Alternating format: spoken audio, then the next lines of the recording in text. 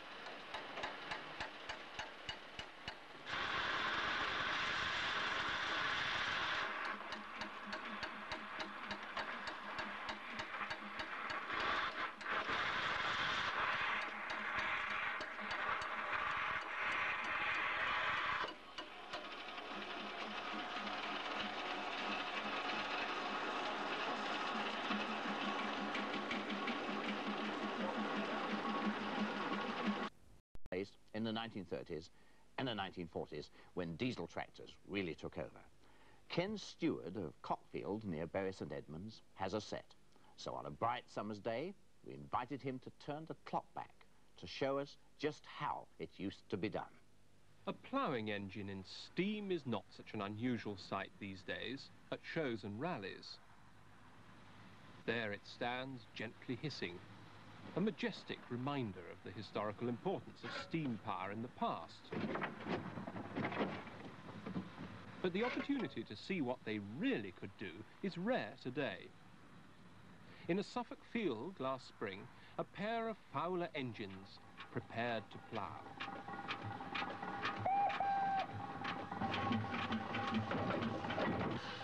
As the dog clutch was released, the full might of a Fowler BB1 began winding cable onto its drum. For 70 years, steam ploughing was an important part of British country life, until the method was replaced by petrol, paraffin and diesel tractors, which left the steam engines behind, like prehistoric beasts. But in its time, this was the most brilliantly effective means of applying steam power to agricultural needs. A huge reversible plough was drawn by cable back and forth across the land between two identically matched engines. When the plough reached one end, the operators aligned it for the return journey.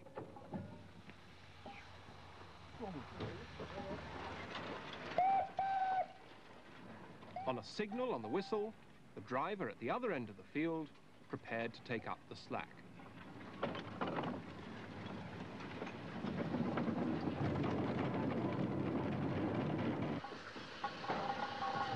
At the same time, the 6-furrow anti-balance plough would be counterbalanced on its central wheels. Despite weighing over 3 tons, this was a comparatively straightforward task. With experience, the turnabout took only a minute or so before they were moving at full speed back down the field. The coulter cutting the surface, followed by the shining breast and share turning the soil over. Steam ploughing was a phenomenal revolution. There was no comparison with the speed of even the strongest team of horses. A 16-horsepower engine worked from dawn to dusk without tiring, day in and day out. As the years tick by, there are fewer and fewer who remember the experience. Today's exercise is a reconstruction. Everyone knows what to do and how it's done, but only years of experience make for that fluidity of action which the men of old would have had when everything looked so easy. But the conditions and process are the same. As each journey is completed, the traction engine moves forward and signals to the other end to take up the tension.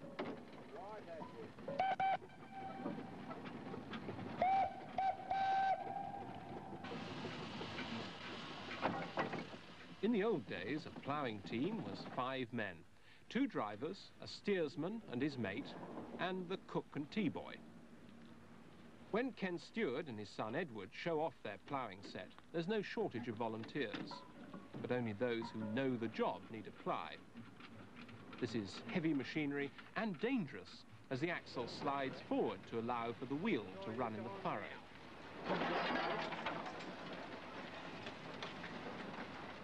As with all steam, it attracts its followers, men who know how to join steel cable with an invisible splice. The faintest whiff of coal smoke was enough to draw them to this field for the day.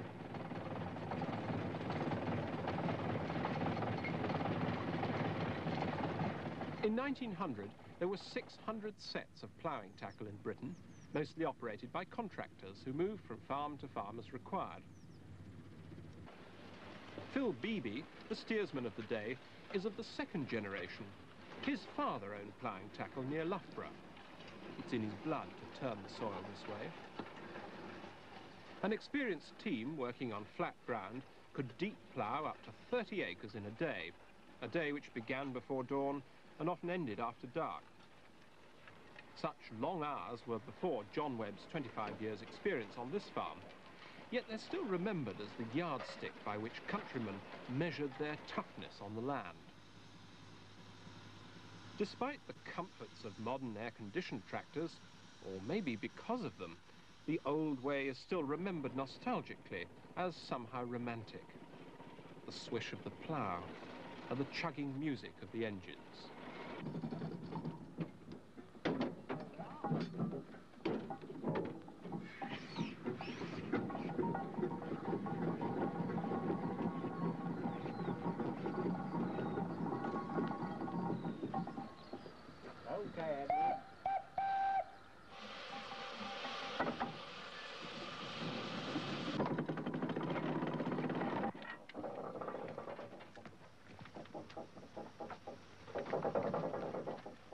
With a constant supply of good quality coal and water, there was only one restriction to the distance the plough could travel: the amount of cable which the winding drum could hold. For ploughing, the Fowler BB1 held 800 yards of heavy steel rope. After travelling that distance at 6 miles an hour over rough ground, the steersman and his mate were always grateful for this brief chance to get off their hard wooden seats at the end of the field. In the heyday of traction engines, Fowler's produced a variety of heavy implements for use both on land and even underwater. This is a mud scoop for dredging out lakes and reservoirs. One of the earliest tools to evolve as a result of the immense power of steam was the mole drainer, designed by Fowler in 1850. And of course, cultivators and harrows grew to an enormous size and weight, like those in use today. But the mole drainer, designed nearly 140 years ago, is still as useful and effective today. The bullet-shaped rod, called the mole, is attached to a strong bar which forces it down under the ground when the heavy frame is drawn forward.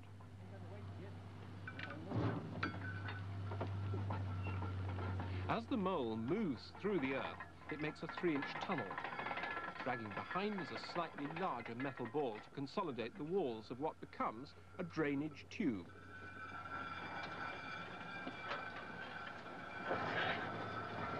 The carriage had to be very substantial for the hardest ground, and the cable is pulled around the large horizontal wheel.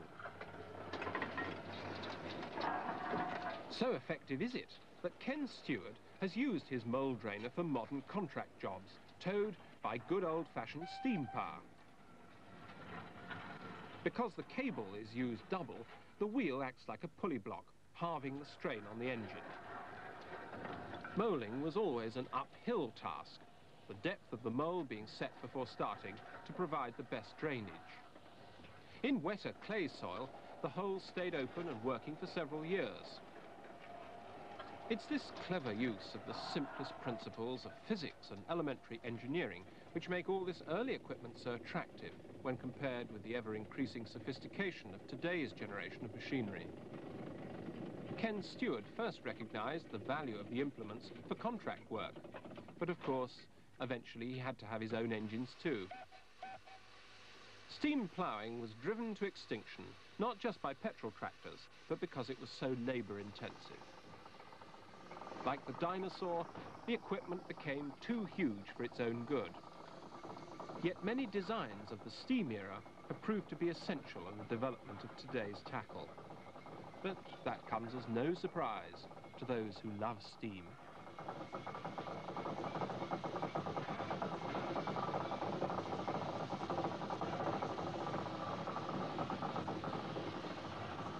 Well, it really is a glorious sight. Our thanks to Ken Stewart for allowing us to film his engines and his equipment.